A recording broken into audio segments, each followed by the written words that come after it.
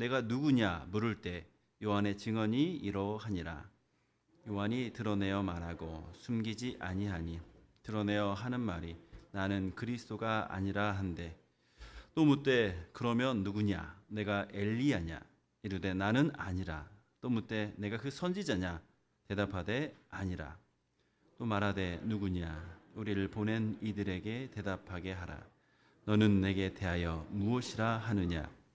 이르되 나는 선지자 이사야의 말과 같이 주의 길을 곧게 하라고 광야에서 외치는 자의 소리로다라 하니라. 그들은 바리새인들이 보낸 자라. 또 물어 이르되 내가 만일 그리스도도 아니요 엘리야도 아니요 그 선지자도 아닐진데 어찌하여 세례를 베푸느냐?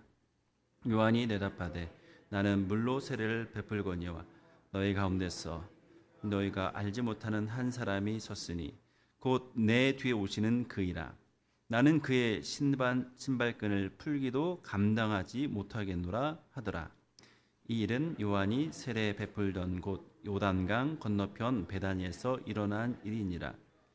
이튿날 요한이 예수께서 자기에게 나아오심을 보고 이르되 보라, 세상 죄를 지고 가는 하나님의 어린 양이로다. 내가 전에 말하기를 내 뒤에 오는 사람이 있는데 나보다 앞선 것은 그가 나보다 먼저 계심이라 한 것이 이 사람을 가리킴이라. 나도 그를 알지 못하였으나 내가 와서 물로 세례를 베푸는 것은 그를 이스라엘에 나타내려 함이라 하니라. 요한이 또 증언하여 이르되 내가 봄에 성령이 비둘기같이 하늘로부터 내려와서 그의 위에 머물렀더라.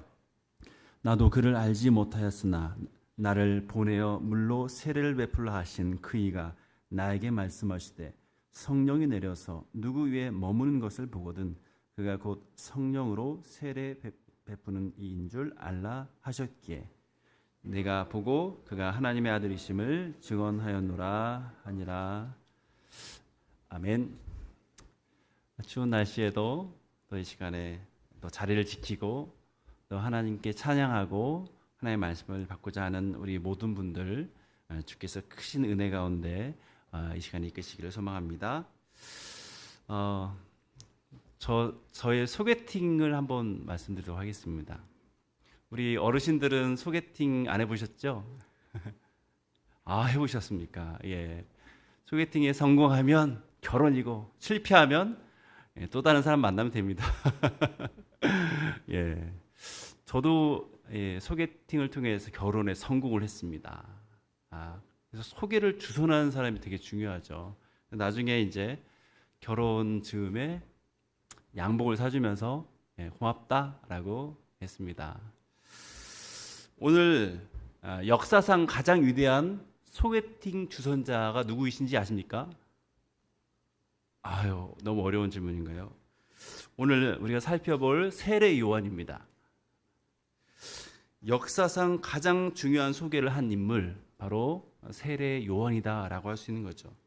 왜냐하면 이 사람이 소개한 분이 바로 세상 죄를 지고 가는 하나님의 어린 양, 그분을 소개했기 때문에 역사상 가장 중요한 소개팅 주선자라고 할 수가 있는 것이죠.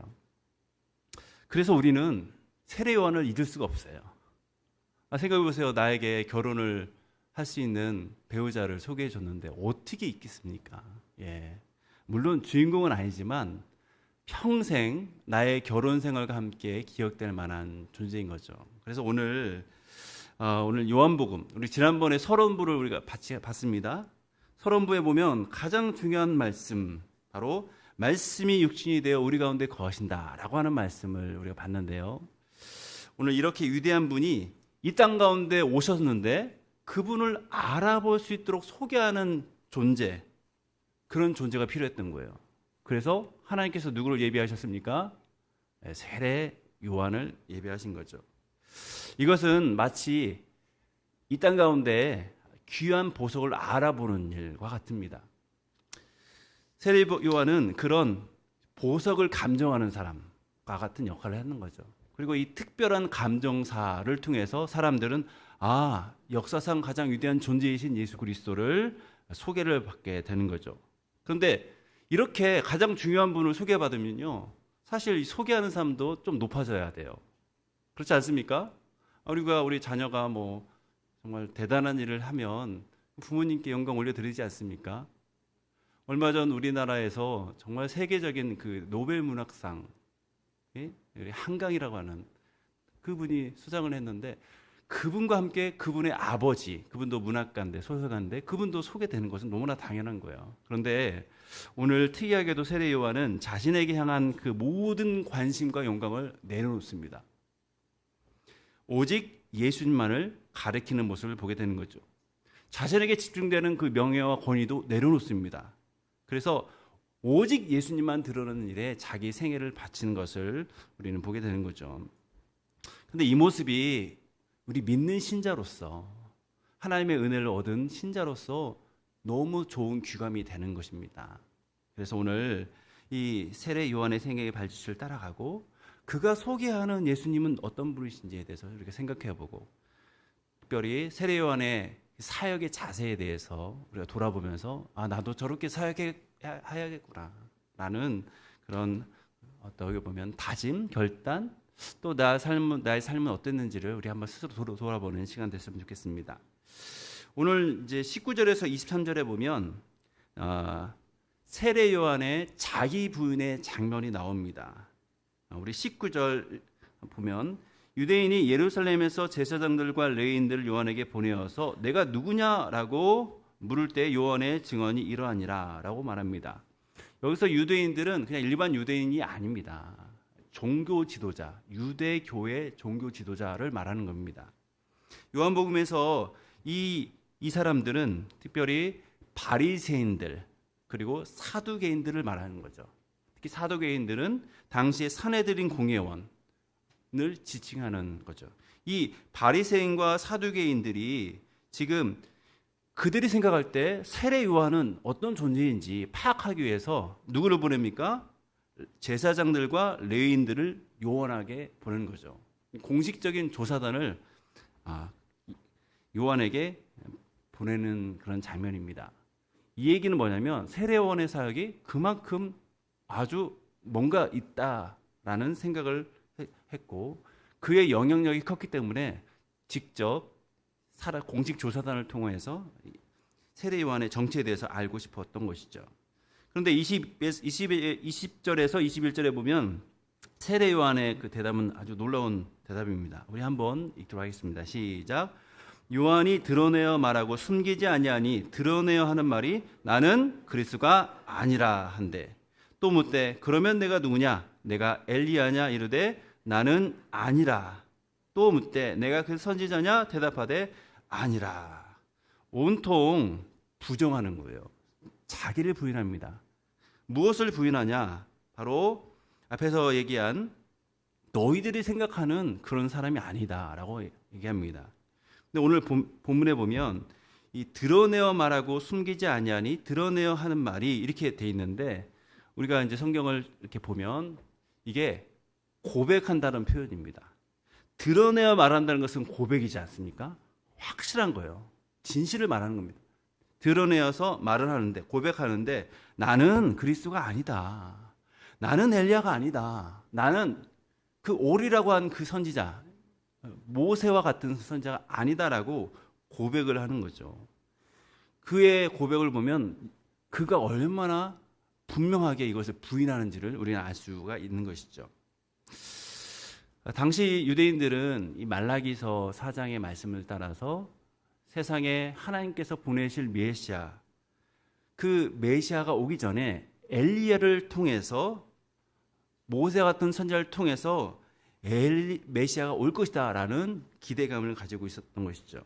그런데 세례 요한은 이 모든 역할을 부인하고 나는 그저 광야에서 외치는 소리다 하면서 23절에 이야기를 하는 것이죠. 이렇게 자신은 너희가 생각하는 그 높은 선지자 엘리야, 모세 그런 게 아니라 나는 그저 광야의 길을 예비하는 외치는 자의 소리다라고 말씀하고 있습니다.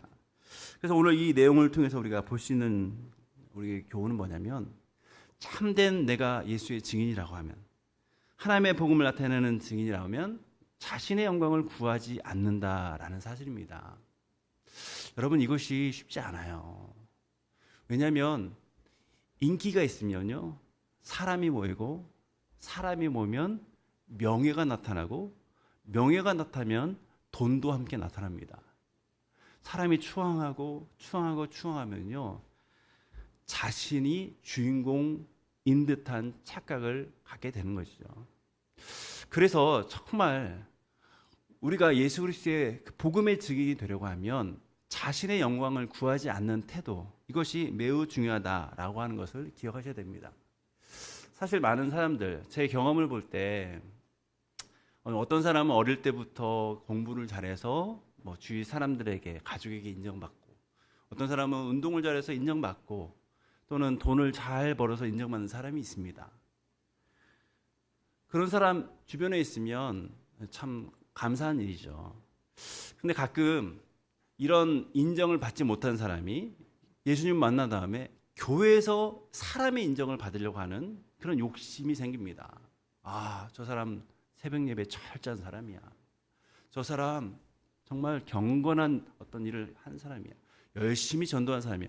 여러분, 이게 나쁘다는 거 아닙니다. 정말 우리는 복음을 받은 사람은요, 열심히 더 우리의 경건을 위해서 힘써야 됩니다. 더 복음을 위해서 전도해야 되는 거죠.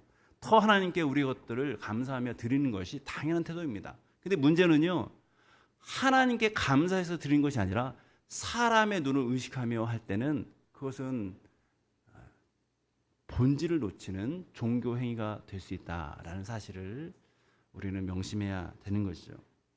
세례 요한은요, 그에게 영광이 집중될 때 자신의 영광을 구하지 않았습니다. 이것이 참된 복음의 증인의 모습이라는 사실을 우리가 기억하셨으면 좋겠습니다. 여기다 추가로 우리가 기억해야 될 것은, 그러려고 하면 내가 누군지를, 그 정체성을 바로 알아야 됩니다. 세례 요한은요, 나는 엘리야도 아니고 모세 같은 선지자도 아니다라고 했습니다. 근데 자신의 정체성은 있어요. 뭐요? 광야에서 외치는 자의 소리다라는 정체성입니다. 이게 뭐냐? 메시아를 준비하는 사람이다라고 하는 거예요. 선지자는 유대교회 입장에서 볼 때는 아주 너무나 대단한 권위를 가진 사람입니다. 근데 그런 권위가 아니라 하나님께서 보내실 메시아를 위한 그냥 외치는 소리다라고 하는 것. 이것이 아주 중요한 거죠. 그래서 하나님 앞에서 내가 어떤 존재인지를 알고 어떤 사명을 해야 되는지를 아는 것, 이것이 참된 증인으로서 자신의 영광을 구하지 않는 모습으로 나가는 아주 중요한 부분이라는 사실을 이 내용을 통해서 우리가 같이 기억했으면 좋겠습니다. 우리 두 번째 부분 보면 24절, 25절 우리 한번 읽도록 하겠습니다. 그들은 바리새인들이 보낸지라 또 물어 이르되 내가 만일 그리스도도 아니요 엘리야도 아니요 그 선지도 아닐진데 어찌하여 세례를 베푸느냐라고 말씀하고 있습니다.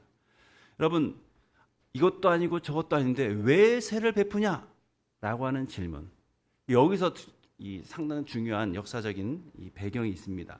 당시 유대교에서 세례는요, 이방인이 유대교에 입교할 때 시행하는 하나의 종교 예식이었습니다. 뭐냐면 유대교를 개정할 때 하는 예식이에요. 그래서 개종 세례라고 할 수 있습니다. 바벨로니아 탈무드라는 것을 우리가 보면 이방인들이 유대교로 개정하기 위해서 세 가지가 필요했다라고 합니다. 이 사람이 남자일 경우 뭐가 필요했겠습니까? 남자일 경우 할례가 필요한 거죠. 다 그 성인이지만 남자이면 할례가 필요했어요. 두 번째가 바로 오늘 본 개종 세례가 필요했어요. 세 번째는 뭐냐? 바로 성전에 나아가는 것이 필요합니다. 이렇게 탈무드에 보면은요, 이방인이 유대교로 개종하기 위해서는 이것들이 필요했던 것이죠. 아니, 그러면 유대인은 그러면 세례가 필요 없는 것이죠. 왜냐하면 그 사람들은 이미 유대교인이니까 개종이 필요 없는데 왜 지금 이 유대인들이 세례 요한에게 와서 왜 세례를 받고자 하냐라고 우리가 질문할 때, 당시에는 이 메시아를 기다리는, 메시아를 대망하는 그런 사상이 가득 찬 세상이었습니다. 우리가 알다시피 당시에는 로마의 지배에 있었어요. 로마의 지배 가운데 있을 때 이들은 하나님께서 우리에게 출애굽을 하시는 것처럼 모세와 같은 새로운 사람을 보내서 이 모든 것을 새롭게 할. 근데 이사야서나 뭐 에스겔서나 이런 데에서 보면 모세가 아니라 메시아가 온다라고 주께서 선지자를 통해서 말씀하셨어요. 그래서 이 하나님의 나라가 가까이 오면, 즉 메시아가 오면 하나님의 나라가 이 땅 가운데 나타날 것인데 라고 생각하면서 메시아를 기다리는 그런 시기였던 것이죠. 그래서 당시 유대인들은 하나님 나라와 함께 오는 메시아를 맞이할 준비로서, 영적 준비로서 세례를 했던 것이죠. 세례 요한이 회개하라, 하나님 나라가 가까웠다. 회개하라, 천국이 가까웠다. 이건 뭡니까? 메시아가 오신다는 거예요. 메시아가 오실 때 뭘 준비해야 되냐? 세례를 통해서 메시아를 준비하는 거예요. 그래서 세례 요한의 이 세례는요, 메시아를 기다리며 대망하면서 하는 영적 준비의 의미가 있던 것이죠. 그런데 이 세례를 아무나 하면 되겠습니까? 영적으로 권위가 높은 그런 사람이 해야 되는 거죠. 아주 권위가 높은 사람, 그게 누굽니까? 오늘 말씀에 나온 것처럼 엘리야 같은 선지자예요. 모세와 같은 그 반열에 있는 선지자인 겁니다. 그래서 네가 과연 그 선지자냐? 엘리야냐? 모세와 같은 그 선지자냐? 라고 묻게 되는 거죠. 그래서 엘리야 같은 그런 선지자인지 모세와 같은 선지자인지를 확인하기 위해서 이 바리새인들, 사두개인들이 이 제사장과 레위인들을 공식 조사단으로 파견해서 그 세례 요한이 과연 그런 사람인가, 관계된 사람인가 확인하고자 지금 25절로 물어보게 되는 것이죠. 하지만 세례 요한의 대답은 좀 달랐습니다. 우리 26절, 27절을 보면은요, 이렇게 말씀하고 있습니다. 같이 읽겠습니다. 요한이 대답하되 나는 물로 세례를 베풀거니와 너희 가운데 너희가 알지 못하는 한 사람이 섰으니 그건 내 뒤에 오시는 그이라. 나는 그의 신발끈을 풀기도 감당하지 못하겠노라 하더라. 여기서 신발끈을 감당하지 못하겠다라는 표현 우리 자주 듣지 않습니까? 근데 이게 가장 낮은 정도 하기 싫어하는 것이 상대방의 신발끈을 묶는 거, 그것이에요. 유대인에게 메시아를 준비하는 세례를 베푸는 가장 큰 권위를 나타냈던 요한은 스스로를 나는 신발끈을 풀기도 감당하지 못한, 이렇게 스스로를 그보다 아주 낮은 존재로 그렇게 여기게 되는 거죠. 이것이 하나님 나라를 위한 자의 그런 일꾼의 태도라는 사실을 우리가 기억하셔야 될 것입니다. 여러분, 우리가 영적인 권위가 참 중요한데 진정한 영적인 권위는요, 겸손한 태도로서 인정받게 되는 것이죠. 우리의 영적인 권위, 은사, 직분, 이것은 우리를 높이는 것이 아니라 그리스도를 더 잘 섬기기 위한 것임을 우리가 기억하셔야 됩니다. 예수님을 통해서 하나님 나라를 활짝 열 수 있도록 하기 위해서 영적 권위와 은사와 직분을 사용하는 것을 우리가 기억하셔야 돼요. 내가 권위를 발휘하고 은사를 사용하고 직분자가 되었어도 하나님의 나라의 문을 열리게 하지 않는 그런 사역을 한다면 이것은 오늘 본문을 사도 요한의 모습을 볼 때 내 안에 겸손함이 부족하거나 또는 나를 인정받기 위한 그런 자세라고 하는, 나를 은근히 드러내기 위한 자세라고 하면 우리가 비록 은사를 받고 직분자가 되어도 권위가 있어도 결국 하나님의 합당한 겸손한 자세가 없기 때문에 오히려 하나님의 나라가 열리지 않는다는 것, 아무리 열심을 해도 열리지 않는 사실을 우리가 기억하셔야 됩니다. 우리의 사명은 사람들이 보지 못하는 그리스도를 선명하게 보도록 하는 것입니다. 오늘날 많은 사람들이 그들 가운데 계신 예수 그리스도를 잘 알지 못하고 있습니다. 그럴 때 우리는 세례 요한처럼 소개를 해줘야 돼요. 명확하게. 이 명확하게 소개할 때 우리는 나는 이런 사람은 아니지만 하는 겸손한 태도를 가지고, 그러나 우리가 소개할 분은 아주 분명하게 소개를 해야 되는 거죠. 그러기 위해서는 오늘 항상 이 세례요한의 겸손함, 그리고 나 자신의 정체성을 기억하는 그런 분명한 자세가 필요하다라고 하는 거죠. 우리 29절에서 이제 34절에 보면 요한의 증언에 어떻게 보면 절정이 나옵니다. 사실 앞에는 이제 자기를 부인하는 건데, 여기서는 정말 이것을 하기 위해서 지금 앞에 말을 했다라고 할 수 있습니다. 그것이 29절입니다. 우리 같이 읽습니다. 이튿날 요한이 예수께서 자기에게 나오심을 보고 이르되 보라, 세상 죄를 지고 가는 하나님의 어린 양이로다.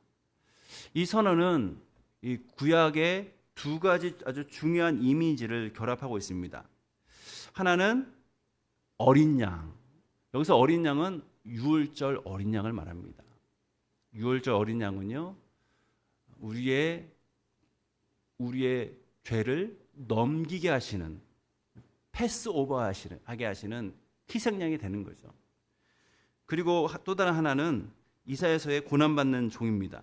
세례요한은 예수님께서 온 세상 죄를 대신하실 분을 이 어린 양 그리고 고난받는 종, 이 두 가지를 결합해서 보라, 세상 죄를 지고 가는 하나님의 어린 양이다 라고 하면서 예수님을 소개하고 있는 것이죠.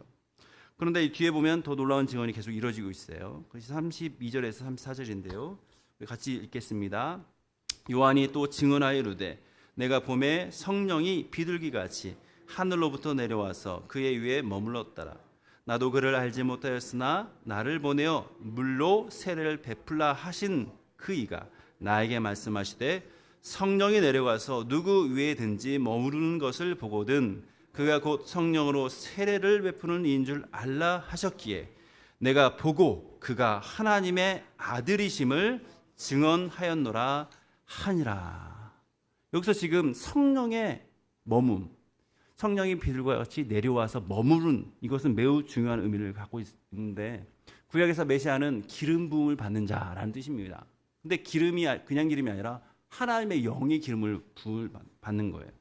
오늘 이 33절 이 상바절에 밝히는 것처럼 메시아를 기다리는 유대인들에게 물로 세례를 베풀어서 그들을 준비하도록 세례 요한에게 사명을 하나님은 주셨어요.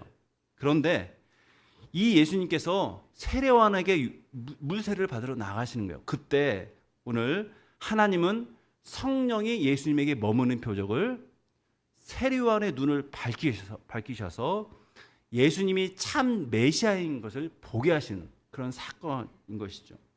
여러분, 세례 요한은요 특별한 능력이 있는 사람이 아닙니다. 그도 우리와 같은 성정의 사람이에요. 특별한 능력이 있어서 예수님을 딱 보고서 알아본 것이 아닙니다. 31절처럼 31절의 표현 거기 보면 나도 그를 알지 못하였다. 그는 예수님을 알지 못했어요. 그런데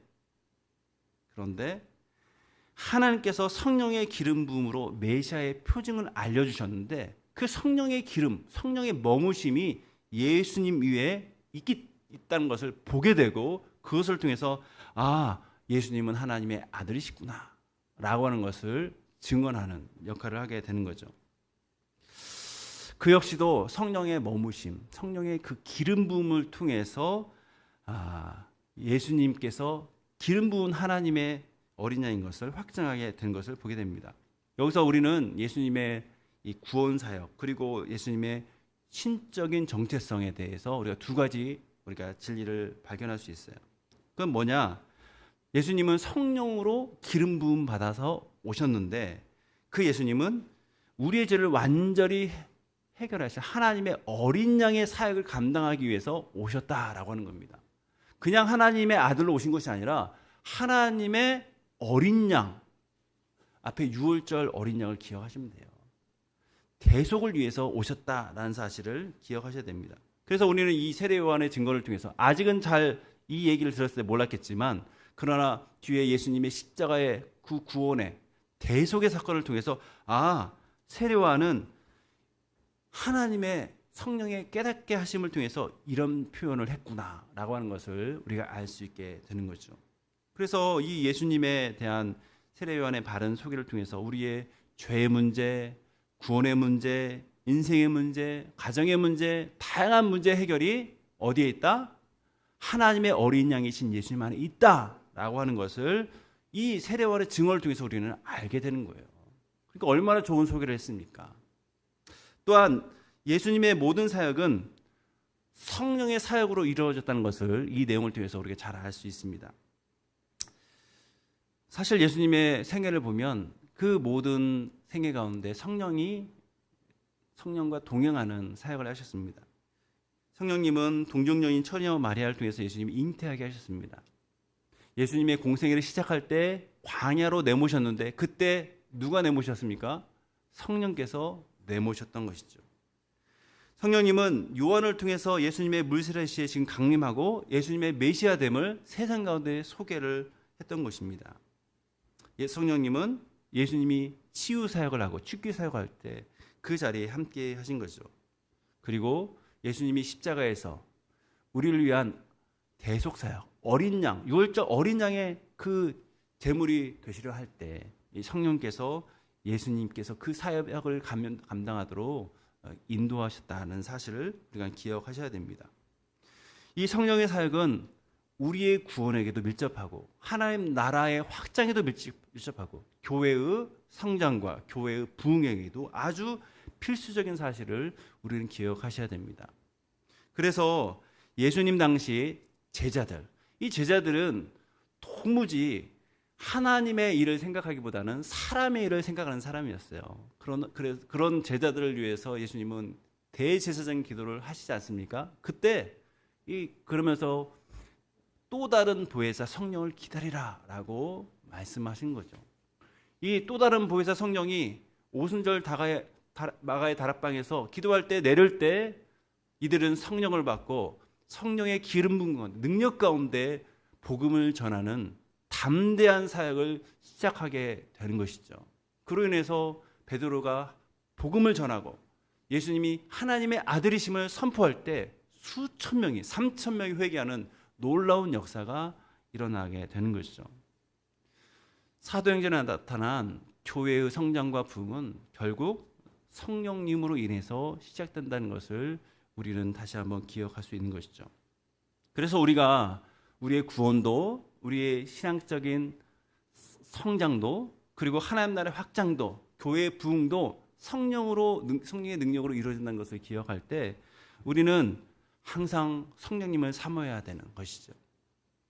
성령님을 사모하지 않고 나의 과거의 경험으로 지식으로 권위로 돈으로 사역하면 그것은요 성령이 없는 사역이 되고 자신의 힘으로 하는 사역이기 때문에 오늘 세례 요한이 했던 사역과는 정반대되는 그런 결과를 낳게 되는 거죠.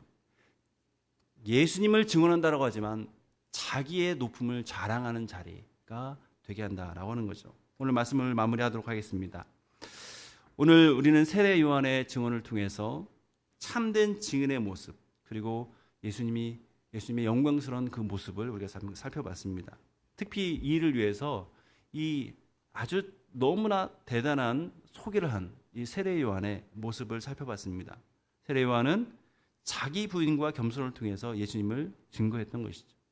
영광스러운 칭호, 영광스러운 자리를 거부하고 가장 낮은 종보다 더 자기를 낮추면서 나는 그 신발끈을 풀기도 또는 때로는 매기도 하지 못하는 그런 존재다라고 하면서 자신을 낮추는 것을 보게 됩니다. 그러면서 자기를 낮추지만 그러나 자신이 외쳐야 될 대상 바로 하나님의 아들 예수님은 세상 죄를 지고 가는 하나님의 어린 양 하나님의 아들이신 것을 잘 증언하는 사역을 했던 것이죠.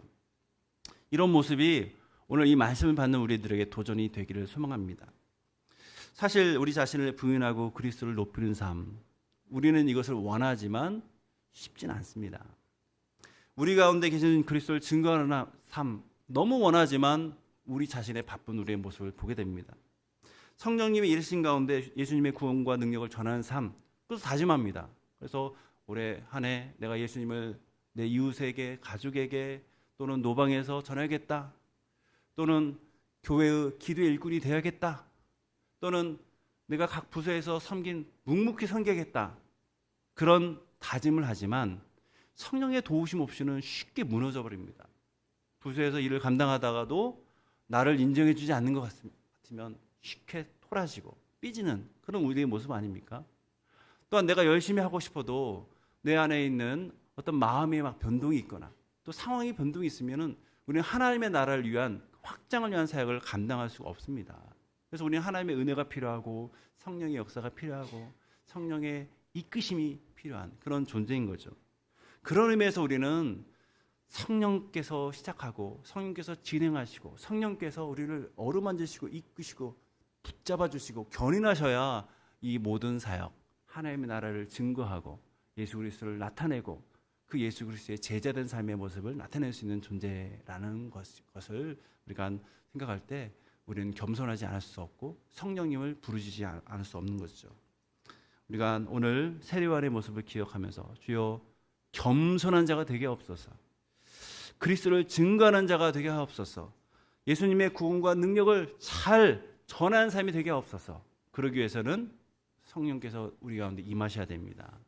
우리 성령님께서 우리를 이렇게 임하시고 충만하게 임하셔서 세례요한의 뒤를 조금이라도 뒤따라가는, 그래서 주님의 아름다움을, 복음의 아름다움을, 복음의 존귀함을 소개하는 우리 모든 주님의 사람 되기를 주님의 이름으로 축복합니다. 기도하겠습니다. 하나님 아버지, 오늘 세례 요한의 증언을 통해서 예수님에 대해서 생각하게 하시니 감사합니다.